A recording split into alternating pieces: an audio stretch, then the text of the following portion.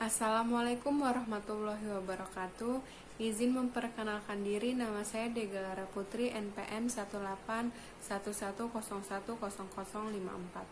Demokrasi pendidikan merupakan pandangan hidup yang mengutarakan persamaan hak dan kewajiban, serta perlakuan yang sama di dalam berlangsungnya proses pendidikan antara pendidik dan peserta didik, serta juga dengan pengelolaan pendidikan.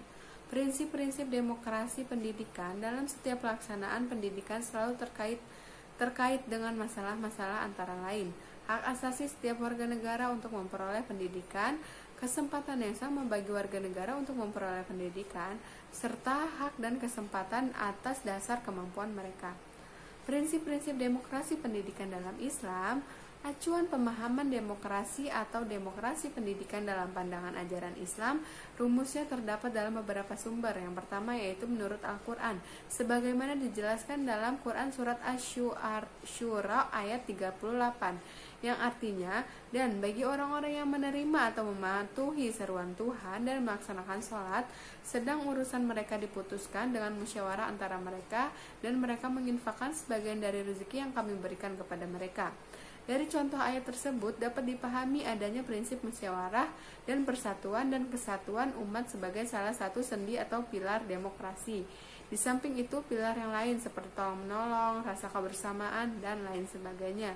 Yang kedua yaitu menurut hadis Nabi, yang artinya menuntut ilmu itu diwajibkan bagi setiap orang Islam. Riwayat Ibnu Majah, Al-Baihaqi, Ibnu Abdil Bar, dan Ibnu Adi dari Anas bin Malik. Pemahaman kita terhadap makna hadis tersebut adalah kewajiban menuntut ilmu itu terletak pada pundak muslim pria dan wanita tanpa terkecuali, dan tidak ada seorang pun yang tidak mendapatkan pendidikan. Karena menurut ajaran Islam, pendidikan juga merupakan kebutuhan hidup manusia yang mutlak harus dipenuhi demi untuk mencapai kesejahteraan dan kebahagiaan dunia dan akhirat. Dengan pendidikan itu pula, manusia akan mendapatkan berbagai macam ilmu pengetahuan untuk bekal dalam kehidupannya. Pendidikan bukan hanya berarti pewarisan nilai-nilai budaya berupa kecerdasan dan keterampilan dari generasi tua ke generasi muda, tetapi juga berarti pengembangan potensi-potensi individu untuk kegunaan individu sendiri dan selanjutnya untuk kebahagiaan Malik. Pemahaman kita terhadap makna hadis tersebut adalah kewajiban menuntut ilmu itu terletak pada pundak muslim pria dan wanita tanpa terkecuali, dan tidak ada seorang pun yang tidak mendapatkan pendidikan. Karena menurut ajaran Islam, pendidikan juga merupakan kebutuhan hidup manusia yang mutlak harus dipenuhi demi untuk mencapai kesejahteraan dan kebahagiaan dunia dan akhirat. Dengan pendidikan itu pula, manusia akan mendapatkan berbagai macam ilmu pengetahuan untuk bekal dalam kehidupannya. Pendidikan bukan hanya berarti pewarisan nilai-nilai budaya berupa kecerdasan dan keterampilan dari generasi tua ke generasi muda, tetapi juga berarti pengembangan potensi-potensi individu untuk kegunaan individu sendiri dan selanjutnya untuk kebahagiaan masyarakat.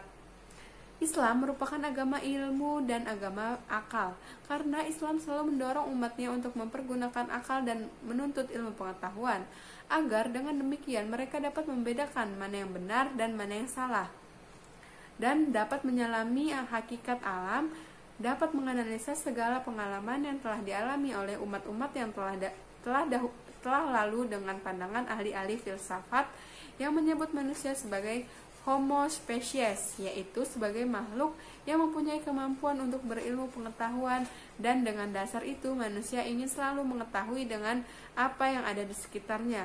Bertolak dari itu pula manusia dapat dididik dan diajar. Assalamualaikum warahmatullahi wabarakatuh.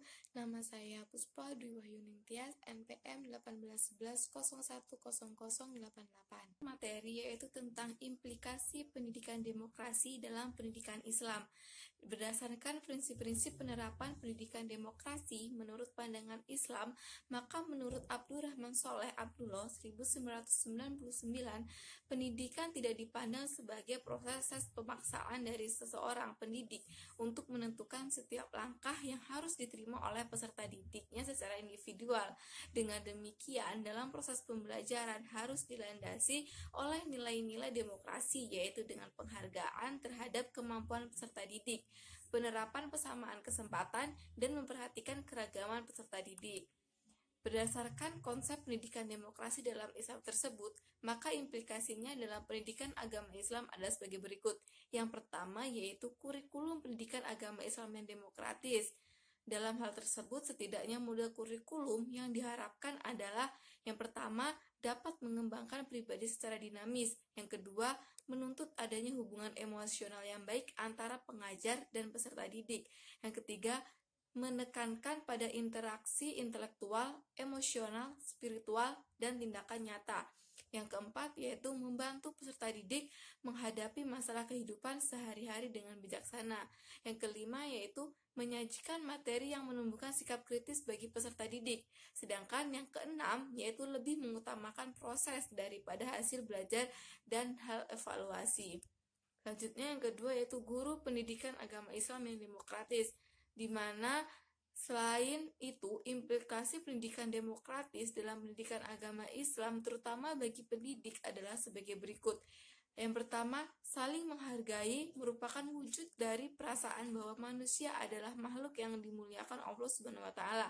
Yang kedua, penyampaian pengajaran harus dengan bahasa dan praktik yang berdasarkan atas kebaikan dan kebijaksanaan. Yang ketiga, pendidik harus memperhatikan semua anak didiknya secara detail, secara adil. Tidak ada semacam pilih kasih. Ketidakseimbangan pendidik terhadap anak didik tidak boleh menghambat untuk keberlakuan adil atau tidak adilnya. Dan yang ketiga yaitu terjalinnya rasa kasih sayang antara pendidik dan peserta didik. Selanjutnya yang ketiga, evaluasi pendidikan agama Islam yang demokratis. Dalam evaluasi yang demokratis, guru harus sudah menentukan hasil akhir yang diharapkan dari para siswa atas materi yang diajarkan dan apa saja perangkat yang dipakai untuk menilai sejak awal perencanaan pembelajaran.